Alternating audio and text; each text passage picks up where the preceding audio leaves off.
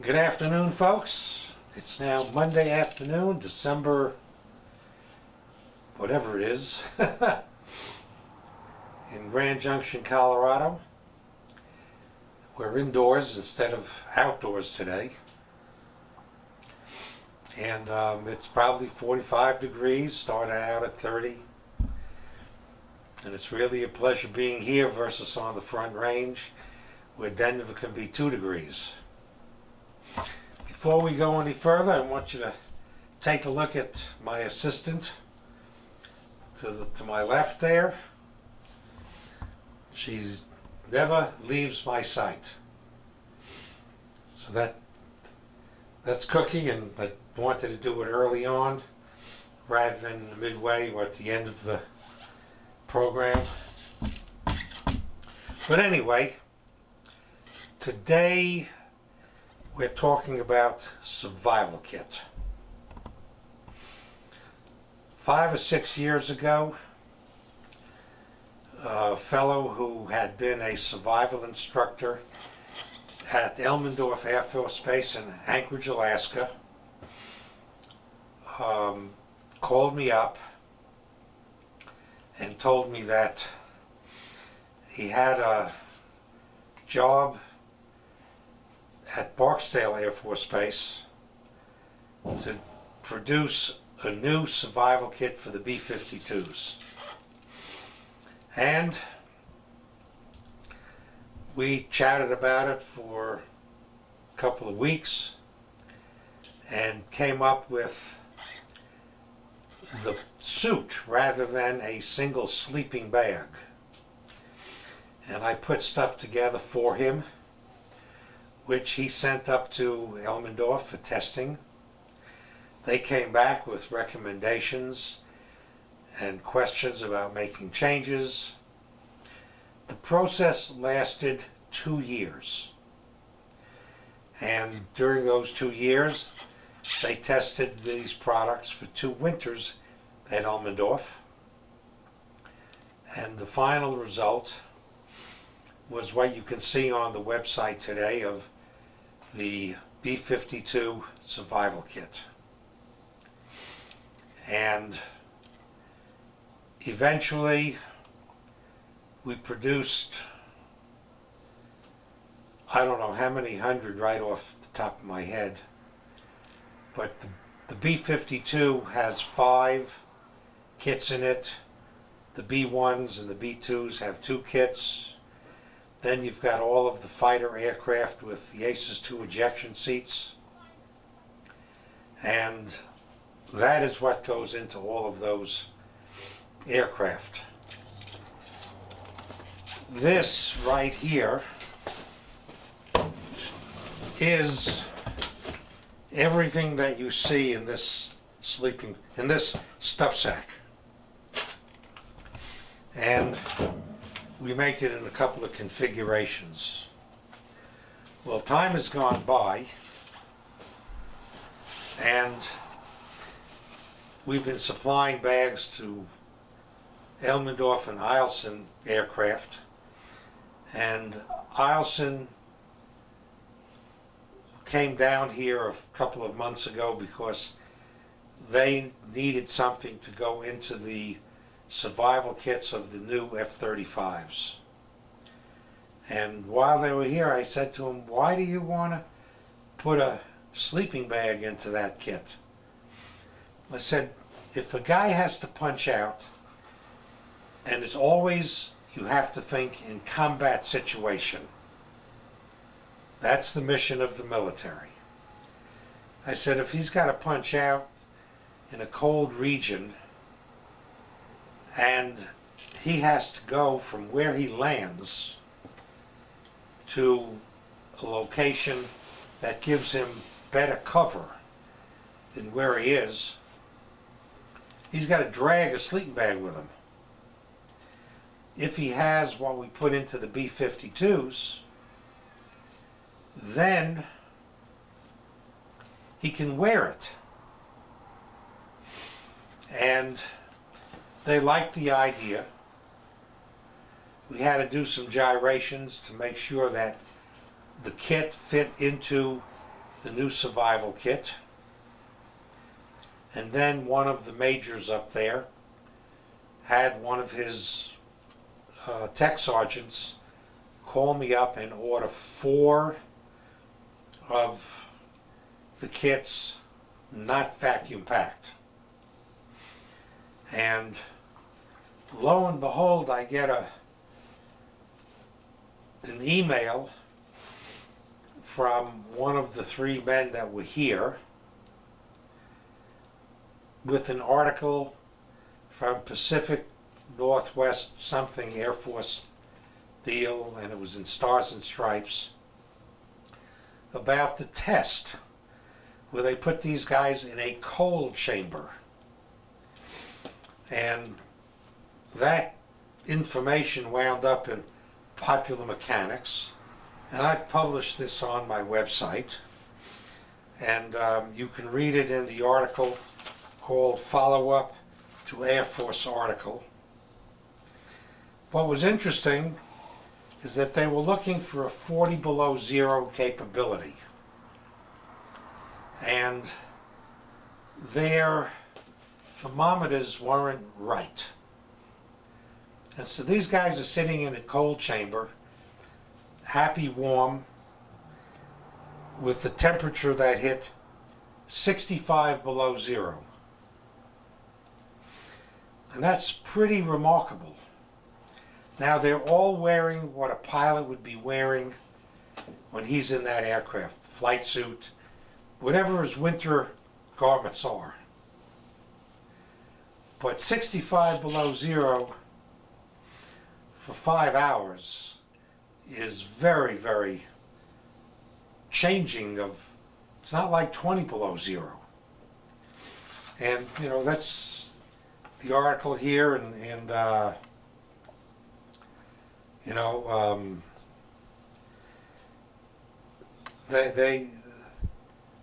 an undetected thermometer malfunction inadvertently exposed the airmen in the latter room to minus 65, but those inside reported the system still worked as planned. Now, this is the thickness of the lamellite insulation that is used. This, for years, was the lightest weight that I used, and it's still the lightest weight I use for any sleeping bag that is 40 degrees and colder. It's the L6. And while, as you know, I think the world of continuous filament fiber, and it never ceases to surprise me as to how well it works. So, you know, that's what we have here. You know, and I'm going to now show you the garments.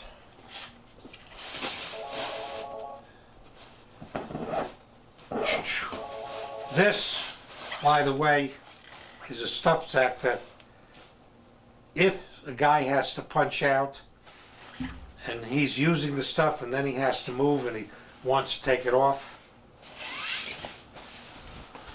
this is the stuff sack that's in the vacuum pack kit.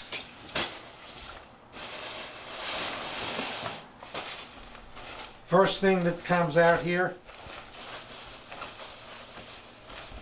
is the insulated headliner. And as you can see,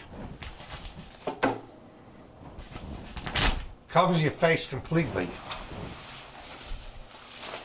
By the way, as an aside, in all the previous videos, I have a full head of hair.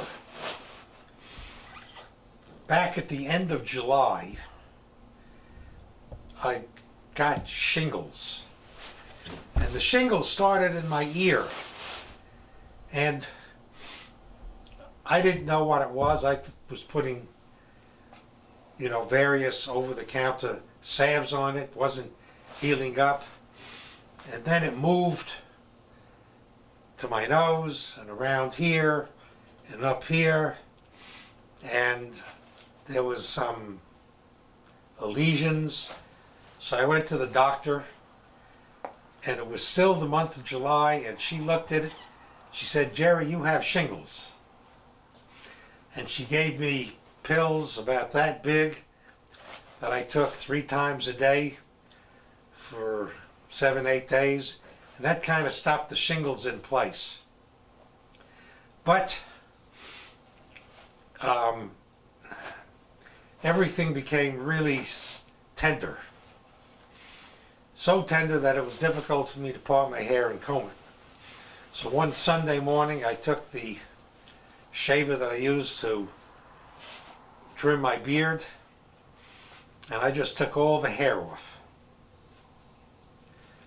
And after a couple of weeks of having no hair and using the shaver, which wasn't getting all the way down, I bought one of those Norelco floating head shavers, and I like it.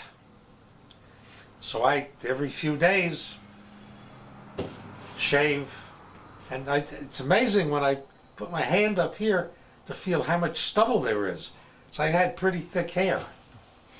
But when I get up in the morning, I take a shower, wipe my head, that's that. When I go to pull on a pullover like this, I don't worry, I'm going to knock my hair out of line. So that's why you see me with a bald head, but it's really what I'd call a fuzzy cue ball. So anyway, back to the survival kit. Here's an item.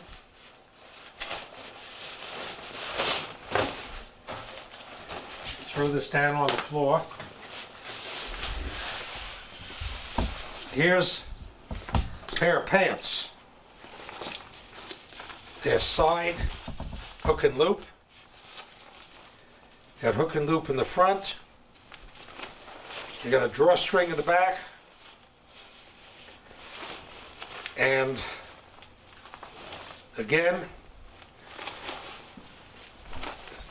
all 6-ounce or Lamolite 6.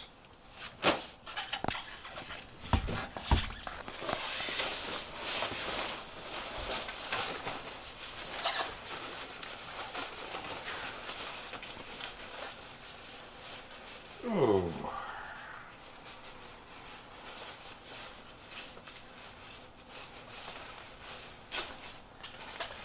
Here are the mittens that go with this set.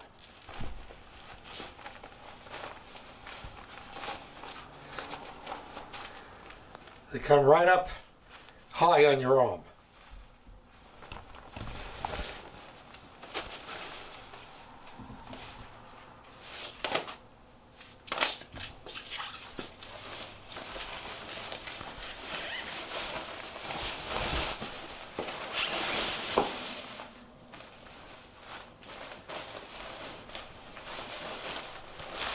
I'm looking for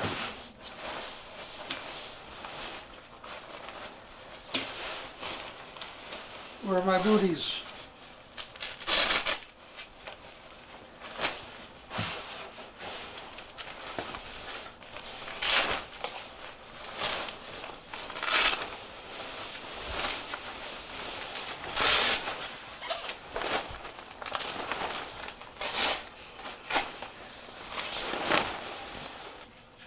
For some reason or other, I think they took a pair of the overboots and they sent them up to Eielson, and I didn't have them in the package.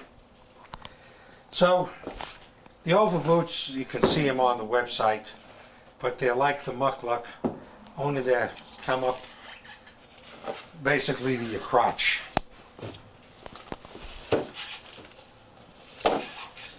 And the last item in the kit is the poncho.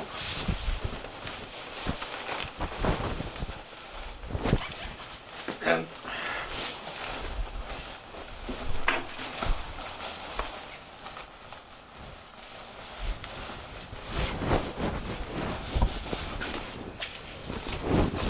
this is much more sophisticated than the regular poncho.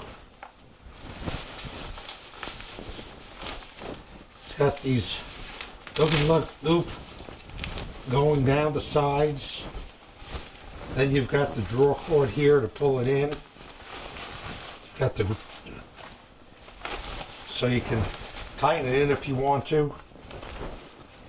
And that's only the beginning of this item.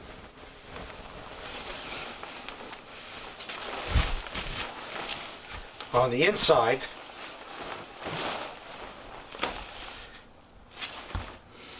you can see the oranges so they can see you. You know, when you're in a position that you can do it. Now the other thing you can see, there's hook and loop around. So you can make a sleeping bag out of it. And you're getting in with obviously all your clothing. But this is what those guys were wearing over their flight suit or simulated flight suit and whatever else the pilot would be wearing in a winter condition. And you know, as I see it,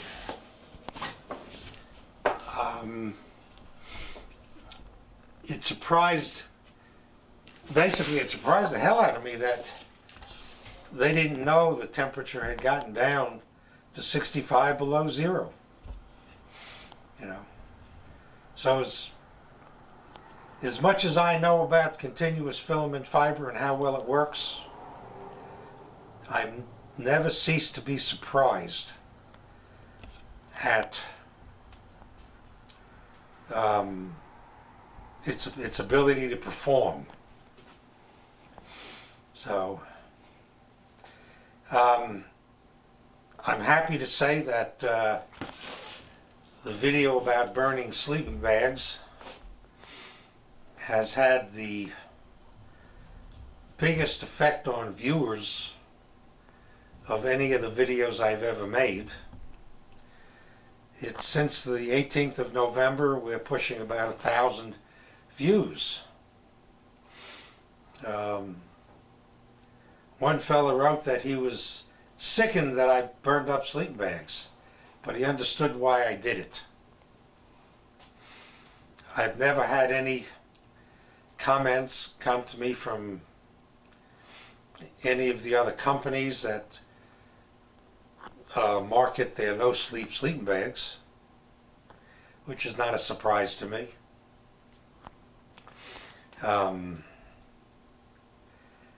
You know, it's very gratifying to know that you've got a product that just performs. And the other day when I got the email from a customer about putting his dog, you know, or wrapping his dog in his TV blanket, you know, it's not going to be any different for a dog or a human. Your heat will just dry out the moisture as the body dries out. So, but for those people who are very prepper oriented, if you want something that is going to work at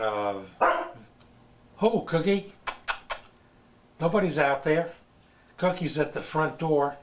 She must hear something, and so she's barking about it. You know, But anyway, if you're a survivalist, prepper, you know, and you need something that's going to work, that you can move around quickly in, that has very cold temperature capabilities with whatever you're wearing. You know, you're not going to put this on with underwear and expect that you're going to get tremendous insulation out of it. But if you're wearing pants, jacket, sweater, and you wind up in a situation that you want to have good cold weather, something or other, I have no choice but to say, based on the Air Force testing, I don't think there's anything in the world that's even close. And the other thing that you have to keep in mind is that all of these products, just like the sleeping bags, are non-combustible. You know, the camouflage material, the Air Force was really happy about when I told them it was non-combustible 5-6 years ago. But now that we find out that the rest of what I put in it is non-combustible, they asked for pictures. They didn't feel that the video was the best thing to have, but if they had still pictures, that was better. They could always go to the video. So that's what I sent to them.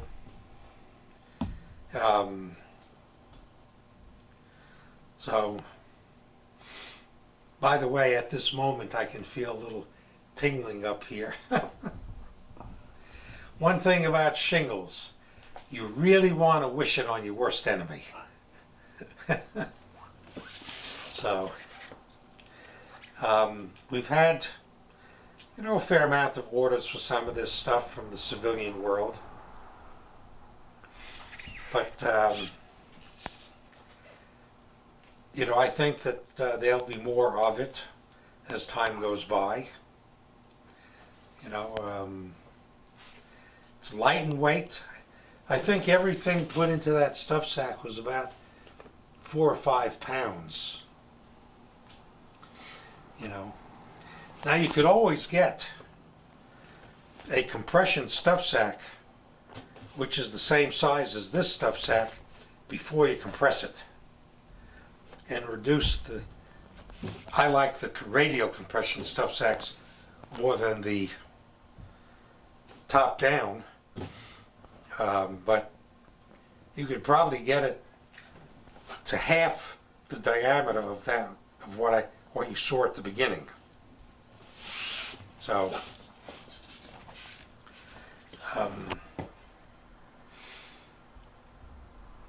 anyway, that's what I have right now for the video, and I've got some subjects that I'm going to touch base with respect to what's going on in the industry.